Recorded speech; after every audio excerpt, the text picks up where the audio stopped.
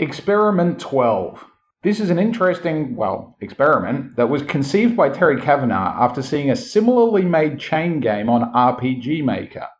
The idea is that the story, such as it is in this case, is told by 12 different games developers, each taking a chapter. When we talk about games, we have a tendency to draw parallels with other mediums, and I guess this would be the equivalent of a short story compilation. The result is about as disjointed as you'd expect, but there is still a coherent theme running underneath. This is clearly something that can comfortably be classified as an art game, which is basically enough to create a conversation in and of itself. There's been an ongoing debate for years now about whether or not games can be art, and if so, then which games qualify. One of the problems with games in general, and gamers, developers, and games journalists, is that there's often a sense of an inferiority complex when it comes to how seriously games are or can be treated. And to be honest, I feel like a lot of the chapters in Experiment 12 play into the bad end of this. In other words, I felt that many of the chapters were being deliberately obscure or obtuse simply for the sake of being seen as complex or artistic. Without wanting to get too far into the endless conversation about what is and isn't art, there's a quote by Charles Bukowski that I've always liked, which is, "An intellectual says a simple thing in a hard way, an artist says a hard thing in a simple way."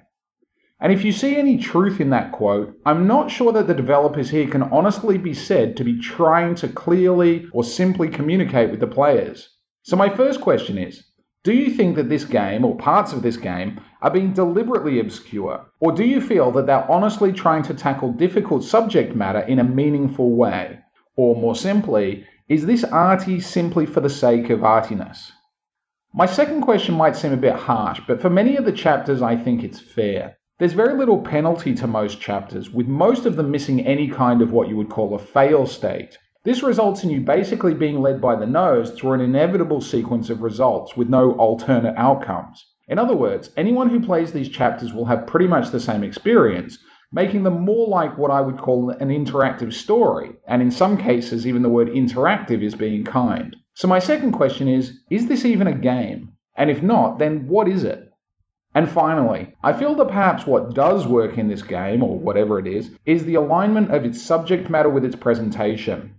While it is incredibly disjointed, it's also about mental illness, so the disjointed feel actually serves to strengthen the theme rather than to work against it. So my last question is, do you think this kind of approach to fragmented storytelling or games creation would work as effectively with other themes?